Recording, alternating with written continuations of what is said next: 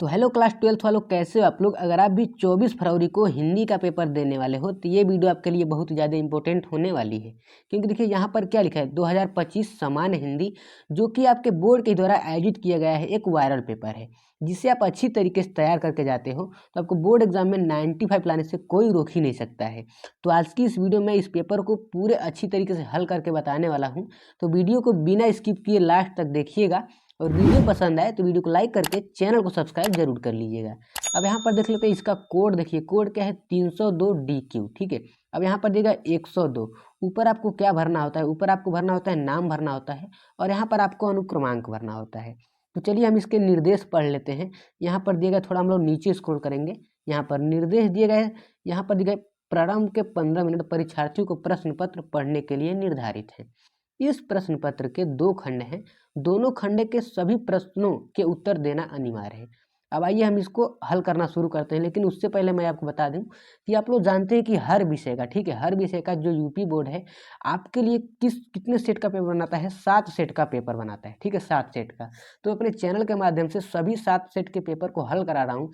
केवल आप model paper को ही तैयार करके जाते हो तो आपको बोर्ड एग्जाम में 95 लाने से कोई रोक ही नहीं सकता है। तो अभी हमारे चैनल को सब्सक्राइब कर लीजिएगा, जिससे आपका भी सपना पूरा होगा 95 लाने का। ठीक है, ये हम सभी प्रश्नों को बारी बारी से हल करना शुरू करते हैं। और हाँ, अपने दोस्तों में भी इस वीडियो को शेयर जरूर कर दीजिएगा, जिनसे उनके भी तैयारी हो जाए। अब यहाँ पर प्रश्न संख्या पहला पढ़ेंगे, थोड़ा ऊपर स्क्रॉल करेंगे तब समझ में आएगा। यहाँ पर प्रश्न संख्या पहला पढ़ेंगे, क्या लिखा हुआ है, वासुदेव शरण अग्रवाल की कृति है। यहाँ पर विकल्प दिए गए हैं, मेरी असफलताएं, मातृभूमि, माता भूमि, आधे अधूरे या फिर आखिरी चट्टान। तो वासुदेव शरण अग्रवाल की कृति है। अगर आप इसका आंसर जानते हैं तो कमेंट जरूर कर दीजिएगा। यहाँ पर देखिए, यहाँ पर दिया गया है, इसका आंसर आप लोग देख सकते हैं। यहाँ पर दूसरा माता भूमि। ठीक है, वासुदेव शरण अग्रवाल की कृति क्या है, माता भूमि है। उसी प्रकार से यहाँ पर हम लोग थोड़ा नीचे स्क्रॉल करेंगे, यहाँ पर ख देख लीजिए।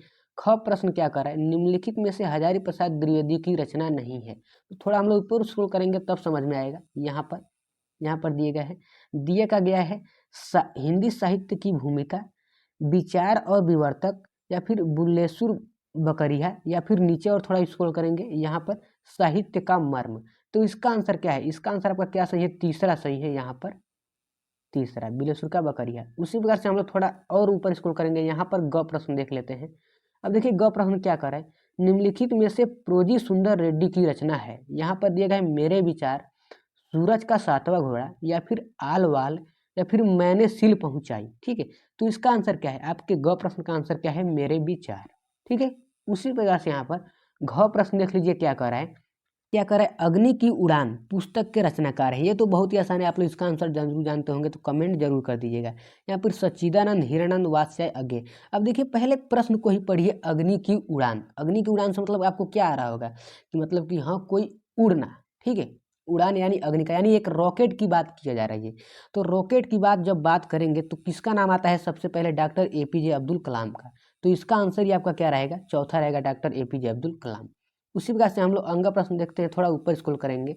यहाँ पर देखिए क्या दिया गया है, फणीश्वर नाथ रेणु की कृति ठुमरी किस विधा पर आधारित है। यहाँ पर दिया गया यात्रा स्मरण, उपन्यास, या फिर कहानी, या फिर रिपोर्तार्ज। ठीक है, तो इसका आंसर क्या है, इसका आंसर आपका क्या सही है, चौथा ही सही है, रिपोर्तार्ज। उसी प्रकार से हम लोग दूसरा प्रश्न पढ़ेंगे। यहाँ पर दिया गया है, रस कलश किसकी रचना है, रस कलश किसकी रचना है। तो यहाँ पर हम लोग विकल्प देख लेते हैं। यहाँ पर भारतेंदु हरिश्चंद्र दिया गया है, भारतेंदु हरिश्चंद्र, जगन्नाथ रत्नाकर, अयोध्या सिंह उपाध्याय हरिऔध, या फिर जयशंकर प्रसाद। तो इसका आंसर क्या है, इसका आंसर आप लोग जरूर जानते होंगे। इसका आंसर आपका क्या सही है, यहाँ पर प्रश्न संख्या दूसरे के क का आंसर क्या सही है, दूसरा सही है। ठीक है, जगन्नाथ रत्नाकर, जगन्नाथ रत्नाकर।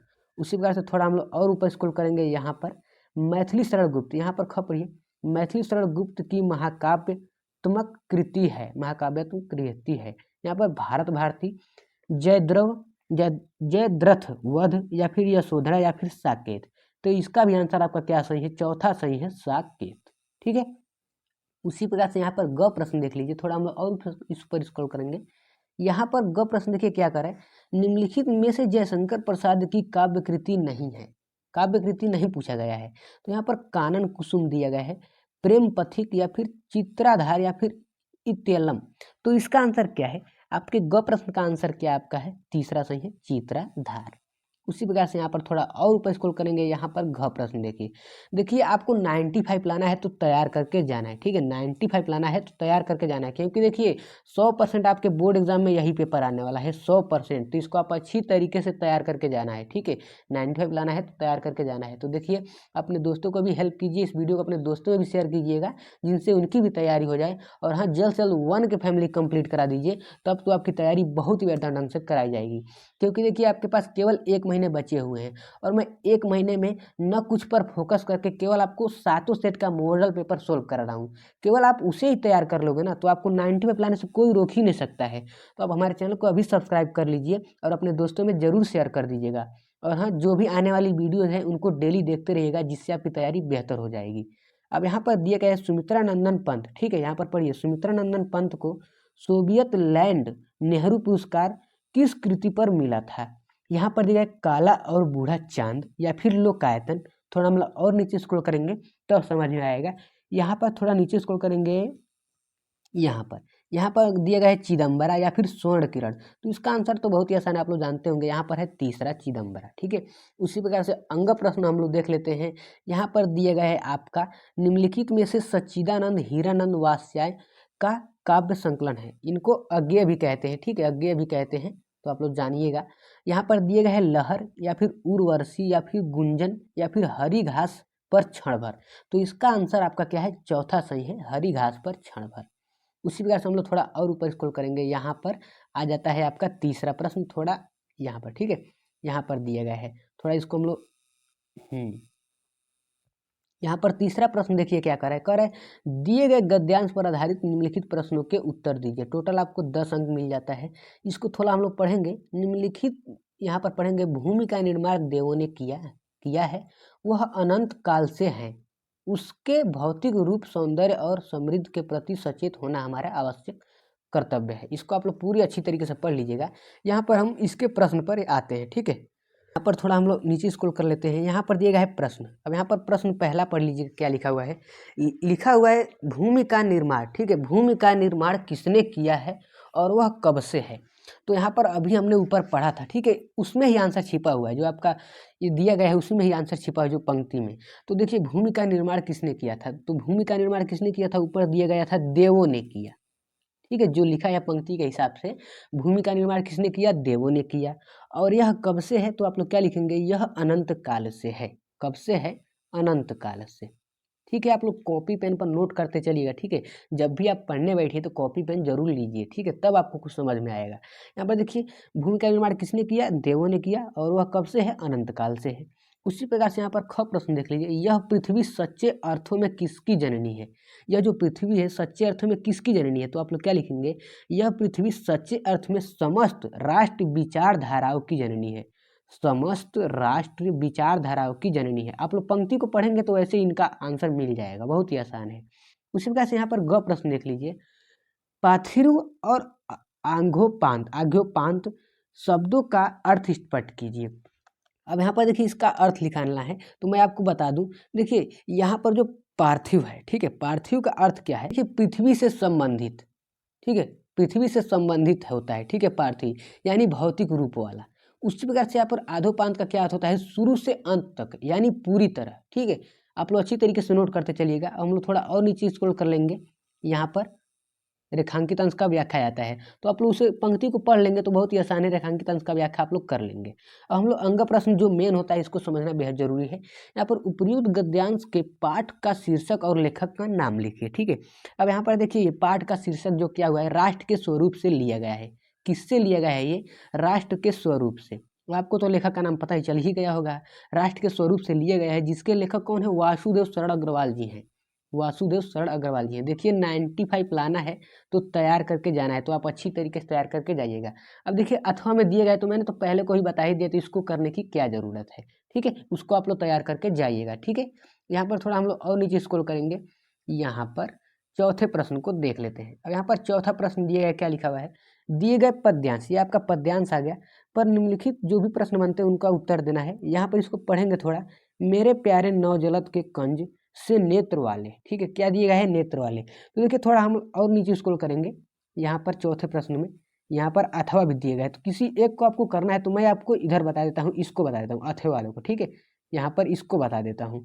अब पढ़िए, सुख भोग खोजने आते हैं सब, आए तुम करने सत्य खोज, जग की मिट्टी के पुतले जन, तुम आत्मा के मन के मनोज। इसको आप लोग अच्छी तरीके से पढ़ लीजिएगा। जी, हल कराना शुरू करता हूँ। यहाँ पर क्वेश्चन देखिए, पहला देख लीजिए क्या लिखा हुआ है, इस दुनिया में सब लोग क्या खोजने आते हैं। तो मैंने पहली ही लाइन में क्या लिखा है, पहली ही लाइन में क्या लिखा है, सुख भोग की खोज में आते हैं। क्या लिखेंगे, सुख भोग की खोज में आते हैं, ठीक है। उसी प्रकार से यहाँ पर देख लीजिए, बापू ने पशुता के पंकज को क्या बना दिया।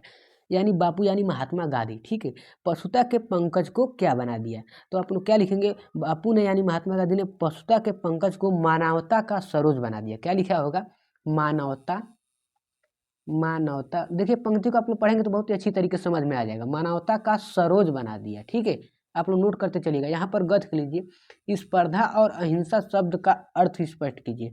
अब देखिए स्पर्धा का क्या अर्थ होता है, यानी प्रतिस्पर्धा आप लिख सकते हैं, ठीक है, प्रतिस्पर्धा लिख सकते हैं, या फिर होड़ लिख सकते हैं, ठीक है। अब यहाँ पर अहिंसा तो आप लोग जानते होंगे, हिंसा और अहिंसा आप लोग बहुत ही पढ़े होंगे, आप लोग इसका आंसर जानते होंगे, अहिंसा का क्या अर्थ होता है, ठीक है। तो आप लोग अच्छी तरीके से कर लीजिएगा। उसी के बाद से यहाँ पर घ देख लीजिए, रेखांकित अंश की व्याख्या कीजिए। तो आप लोग पढ़ेंगे तो बहुत ही अच्छी तरीके से समझ में आ जाएगा। अब यहाँ पर मेन आ जाता है, उपयुक्त पद्यांश से संबंधित कविता का शीर्षक तथा उसके रचयिता का नाम लिखिए। तो कविता का शीर्षक यहाँ पर देखिए, बापू के प्रति से लिया गया है, ठीक है, बापू के प्रति पाठ से उद्धृत है या फिर लिया गया है, जिसके रचयिता कौन है, सुमित्रानंदन पंत जी हैं, सुमित्रानंदन पंत जी, ठीक है। तो इसको आप लोग अच्छी तरीके से तैयार करके जाइएगा। उसी प्रकार से हम लोग यहाँ पर पांचवें प्रश्न को देख लेते हैं, थोड़ा ऊपर स्क्रॉल करेंगे। यहाँ पर देखिए पांचवा प्रश्न क्या कर रहा है, निम्नलिखित में से किसी एक लेखक का साहित्यिक परिचय देते हुए उनकी प्रमुख कृतियों का उल्लेख कीजिए। अधिकतम शब्द सीमा 80 शब्द, ठीक है। यहाँ पर 3 दिए गए हैं, वासुदेव शरण Agarwal, doctor Hazari Prasad Dwivedi, doctor APJ Abdul Kalam. तो जिस पर भी आसान लगे उनका आप लोग जीवन परिचय आप लोग अच्छी तरीके से लिख लीजिएगा। यहाँ पर ख देख लीजिए, यहाँ पर कवियों का जीवन परिचय आ जाता है। यहाँ पर किनका किनका लिखना है, मैथिली शरण गुप्त जी का है, महादेवी वर्मा सच्चिदानंद यानी अज्ञेय जी का है। तो अब किसी का भी एक जो भी तैयार हो उसको आप लोग अच्छी तरीके से करके जाइएगा। यहाँ पर छठे प्रश्न को देख लीजिए क्या लिखा हुआ है। यहाँ पर दिए गए हैं, पंचलाइट अथवा बहादुर कहानी का सारांश लिखिए। अधिकतम शब्द सीमा 80 शब्द। बहुत ही आसान है पंचलाइट कहानी या फिर बहादुर। तो पंचलाइट बहुत ही आसान है, मैंने भी एग्जाम दिया था, बहुत ही अच्छी तरीके से लिख कर आया था। देखिए पंचलाइट में क्या होता है, महतो टोली होती है, ठीक है। ये लोग पंचलाइट यानी पंचलाइट उसको कहते हैं जो आपका क्या होता है, पेट्रोमैक्स होता है, उसको भी कह सकते हैं। जो पंचलाइट होता है लालटेन, ठीक है, उसको कहते हैं लालटेन को पंचलाइट ये लोग कहते हैं, पेट्रोमैक्स को पंचलाइट कहते हैं। तो उसको कोई जलाना नहीं जानता है, उसको कोई जलाना नहीं जानता है, तो महतो टोली वाले बहुत ही हंसते हैं, ठीक है। गोदन, गोदन होता है, मुनरी होते हैं उसके पात्र, मुख्य पात्र आप लोग आपको याद आ गया होगा, बहुत ही आसान है, ठीक है। जो जो गोदन था वो मुनरी से प्रेम करता था, ठीक है। और कौन गाना गाया करता था आपको याद होगा, हम तुमसे मोहब्बत कल के सनम, ठीक है, आपको याद आ गया होगा। बहुत ही आसान है, आप लोग अच्छी तरीके से तैयार कर लीजिएगा। तो उसका कहानी आप लोग याद हो जाएगा, जैसे हीरो हीरोइन का रोल याद आता है, उसी प्रकार से पंचलाइट कहानी है, ठीक है। मुनरी और गोदन के बीच की प्रेम कथा मान लीजिए एक प्रकार से, ऐसे नहीं कह सकते हैं लेकिन एक प्रकार से है। जब आप लोग पढ़ेंगे तो समझ में आ जाएगा। उसी प्रकार से यहाँ पर छठा प्रश्न को हम लोग देख लेते हैं, ध्रुव यात्रा, ठीक है, या फिर किसी को भी कर लेना है तो आप लोग किसी को भी कर लीजिएगा, मैंने पहले को बता दिया है। यहाँ फिर सातवां देख लीजिए। अब सातवां देखिए, स्वपठित खंड काव्य के आधार पर किसी एक खंड के प्रश्न के उत्तर दीजिए। अब देखिए ये आपके जिले के हिसाब से होता है, तो आपके जिले में जो भी खंड काव्य है उसको आप लोग अच्छी तरीके से तैयार कर लीजिएगा। जैसे मैंने अभी बताया है जो कहानी था, ठीक है, उसी प्रकार से आप इसको भी याद कर लेंगे तो आपको भी अच्छी तरीके से याद हो जाएगा। बहुत ही आसान होते हैं ये सब। उसी प्रकार से यहाँ पर दिए गए है खंड ख आ जाता है। यहाँ पर आठवां प्रश्न, ठीक है, आठवां प्रश्न देख लीजिए, दिए गए संस्कृत गद्यांशों में किसी एक का संदर्भ सहित हिंदी अनुवाद कीजिए। टोटल आपको 7 अंक मिल जाता है, इनमें से किसी एक का हिंदी अनुवाद आपको करना होता है। तो यहाँ पर देखिए तो अच्छी तरीके से पढ़ लीजिएगा। अब देखिए मैं आपको बता देता हूँ इसका संदर्भ, ठीक है, मैं आपको इसका संदर्भ बता देता हूँ। ये देखिए किस पाठ से लिया गया है, पहले ये समझिए। देखिए किस पाठ से लिया गया है, संस्कृत भाषायाम महत्वम, ठीक है, आप लोग संदर्भ में लिख लीजिएगा, संस्कृत भाषायाम महत्वम पाठ से लिया गया है, ठीक है, ये आप लोग जरूर समझ लीजिएगा। और उसके बाद यहाँ पर जो षष्ठ पाठ है उससे पाठ से लिया गया है। अब इसको आपको क्या करना है, हिंदी अनुवाद करना है। तो आप लोग इसको अच्छी तरीके से जब समझ जाएंगे तो हिंदी अनुवाद कर लीजिएगा, जहाँ भी मिले इसका आंसर तैयार करके जाइएगा, ठीक है। यहाँ पर देखिए मैं आपको बता दूं, कि देखिए ये बहुत ही आसान है, केवल आपको समझना होता है। मैं आपको पेपर प्रोवाइड करा रहा हूँ पेपर से पहले, तो इसको आप अच्छी तरीके से देख कर तैयार करके जाइएगा। 95 लाना है तो तैयार करके जाना है। उसी प्रकार से यहाँ पर हम लोग देख लेते हैं, यहाँ पर अथवा तो आपको करना नहीं है, किसी एक को करना होता है। तो यहाँ पर ख में देख लेते हैं। अब ख में यहाँ पर देख लीजिए क्या दिया गया है, पढ़िए। यहाँ पर दिए गए श्लोकों में से किसी एक का संदर्भ सहित हिंदी अनुवाद कीजिए। तो मैं आपको पहले को बता देता हूँ। अब देखिए इसका क्या हो, ये जो आपका श्लोक है ना, ये उलूक जातकम, ठीक है, आपके संस्कृत खंड के उलूक जातकम से लिया गया है। क्या? उलूक जातकम, उलूक जातकम से लिया गया है। अब देखिए इसका मैं हिंदी अनुवाद बता दूं, आप लोग नोट करते चलिए। यहाँ पर लिखा गया है, पहले समझिए। न में रोचते भद्र व उलूक उलूकोस्य भीषेचनम, यानी क्या करें, मुझे उल्लू का, ठीक है, मुझे उल्लू का राज्यभिषेक शुभ नहीं है, ठीक है, शुभ नहीं है। और उसके बाद पढ़िए, यहाँ पर क्या है, लगता है जो व्यक्ति हमेशा मुख पर क्रोध, ठीक है, जो व्यक्ति है वो हमेशा मुख पर क्रोध रखे रहता है, और जो क्रोधित जब होगा तब क्या होगा, ठीक है। जो मैंने आपको बताया अच्छी तरीके से नोट कर लीजिएगा, बस इससे ज़्यादा नहीं आएगा, ठीक है। यहाँ पर 9वें प्रश्न को देख लीजिए। यहाँ पर मुहावरा आपको आ जाता है, बहुत ही आसान होते हैं ये सब। क्या लिखा हुआ है, निम्नलिखित मुहावरों और लोकोक्तियों में से किसी एक का अर्थ लिखकर अपने वाक्य प्रयोग कीजिए। अब यहाँ पर मैं किसी एक को करना है तो मैं पहले को ही बता देता हूँ। क्या लिखा हुआ है, अधजल गगरी छलकत जाए। अब देखिए इसका क्या मतलब होता है, देखिए इसका क्या मतलब है, यानी कम ज्ञान रखने वाले व्यक्ति अधिक दिखावा करता है, जिसके पास कम ज्ञान है वो अधिक दिखावा करता है, इसका मतलब ये हुआ। अब मान लीजिए इसका वाक्य प्रयोग करना है तो आप लोग कैसे लिखेंगे, रामू को थोड़ी सी जानकारी, आप लोग नोट करते चलिए। रामू को थोड़ी सी जानकारी मिली, ठीक है, रामू को थोड़ी सी जानकारी मिली नहीं, वह खुद को ज्ञानी समझने लगा। सच ही कहा किसी ने, अधगर गगरी छलकत जाए, ठीक है, अधगर गगरी छलकत जाए, ठीक है। उसी प्रकार से बहुत ही रोमांचक है, ठीक है। उसी प्रकार से यहाँ पर 10वें प्रश्न को देख लीजिए। यहाँ पर दिया गया है, निम्नलिखित में संधि विच्छेद करना है, ठीक है, 10वें प्रश्न में संधि विच्छेद करना है इन सभी का। तो यहाँ पर कविंद्र, ठीक है, दिया गया है कविंद्र का संधि विच्छेद है। तो यहाँ पर विकल्प समझिए, यहाँ पर कविधन इंद्र है, कविधन इंद्र है, तो इसका विकल्प मैं आपको बता दूं जल्दी जल्दी। इसका आंसर क्या है, आपका अ ही सही है, ठीक है, यहाँ पर। उसके बाद दूसरे का देवेश का सही संधि विच्छेद है, तो इसका आंसर आपका क्या सही है, इसका आंसर भी आपका क्या सही है, पहला सही है। उसी प्रकार से हम लोग थोड़ा नीचे स्क्रॉल करेंगे, यहाँ पर नाविक, इसका आंसर आपका क्या सही है, तो इसका आंसर आपका क्या सही है, इसका आंसर भी आपका क्या सही है, नवधन इक, ठीक है। उसी प्रकार से यहाँ पर देख लीजिए, ख देख लेते हैं हम लोग यहाँ पर, ख। अब यहाँ पर ये विभक्ति वचन आपको बताना है, तो आत्मनो शब्द का विभक्ति और वचन बताना है। तो यहाँ पर इसका विभक्ति और वचन आपका क्या रहेगा, मैं आपको बता दूं। देखिए इसका आंसर आपका क्या सही है, ब सही है, षष्ठी विभक्ति द्विवचन है। उसी प्रकार से आप लोग देखिए 95 लाना है तो तैयार करके जाना है, अच्छी तरीके से तैयार करके जाइएगा। देखिए मैं हालांकि आपको आंसर भी बताते चल रहा हूँ, तो अच्छी तरीके से तैयार करके जाना है आप लोगों को। यहाँ पर देख लीजिए, नीचे स्क्रॉल करते हैं दूसरे प्रश्न को। यहाँ पर देखिए नामने शब्द में विभक्ति और वचन है, तो इसका भी आंसर आपका क्या सही है, चतुर्थी और एक वचन है, ठीक है। यहाँ पर दिया गया चतुर्थी विभक्ति एक वचन, यहाँ पर ब सही है। उसी वजह से यहाँ पर 11 प्रश्न देख लीजिए। 11 प्रश्न क्या कर रहा है, निम्नलिखित शब्द युग्मों का सही अर्थ चयन करके लिखिए, ठीक है। अब इनका सही अर्थ चयन करके लिखना है। यहाँ पर दिया गया है अविराम, अविराम तथा अभिराम। तो यहाँ पर दिया गया है विकल्प दिया गया है रुककर और सुंदर, या फिर लगातार और कुरूप, ठीक है। तो इसका आंसर क्या है, इसका आंसर बहुत ही आसान है, लगातार, ठीक है, लगातार और सुंदर। थोड़ा हम लोग नीचे स्क्रॉल करेंगे तब समझ में आएगा, लगातार और सुंदर। इसका आंसर क्या है, आपका स सही है, ठीक है। यहाँ पर उसी प्रकार से यहाँ पर जलद और जलधि, थोड़ा हम नीचे स्क्रॉल करेंगे। यहाँ पर इसके विकल्प क्या दिए गए हैं, बादल और समुद्र, पानी और समुद्र, इंद्र और पर्वत, जल और पर्वत। तो दूसरे का आपका आंसर क्या है, बादल और समुद्र, ठीक है, यहाँ पर बादल और समुद्र। उसी प्रकार से यहाँ पर ख देख लीजिए, निम्नलिखित शब्दों में किसी एक शब्द के दो अर्थ लिखिए। तो थोड़ा हम लोग नीचे स्क्रॉल कर लेंगे। यहाँ पर शब्द दिए गए हैं, किसी एक शब्द के दो अर्थ लिखना है। तो हम आपको मित्र का तो बहुत ही आसान है, आप लोग जानते होंगे, मित्र आप साथी कह सकते हैं, ठीक है, साथी आप लोग कहते हैं, सहायक कहते हैं। तो आप लोग लिख लीजिएगा साथी और सहायक। उसी प्रकार से यहाँ पर ग प्रश्न देख लेते हैं, थोड़ा नीचे स्क्रॉल कर लेंगे। यहाँ पर ग देख लीजिए क्या कर रहा है, निम्नलिखित वाक्यांशों के लिए एक शब्द चयन करके लिखिए। यहाँ पर दिया गया है जो ईश्वर में विश्वास करता है, जो ईश्वर को मानता है, उसे क्या कहते हैं हम लोग, आस्तिक, ठीक है।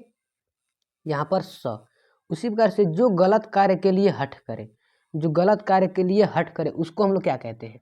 ये तो बहुत ही आसान है। जो आपका क्या सही है, ब सही है, दुराग्रही। ठीक है, उसी प्रकार से थोड़ा हम लोग और नीचे स्क्रॉल करेंगे, यहाँ पर देख लेंगे क्या लिखा हुआ है। यहाँ पर देखिए लिखा हुआ है निम्नलिखित में से किन्हीं दो वाक्यों को शुद्ध करके लिखिए। ठीक है, यहाँ पर यह पद्यांश नौका विहार कविता से संग्रहित है। तो इनमें से किसी एक को आपको करना है।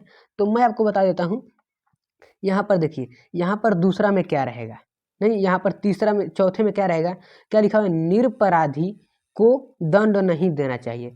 तो यहाँ पर मात्रा हट जाएगा, क्या रहेगा, निरपराध। ठीक है, मात्रा हट जाएगा, क्या रहेगा, निरपराध। इसी प्रकार से यहाँ पर क्या लिखा हुआ है, क्या मेरा तौलिया सूख गया।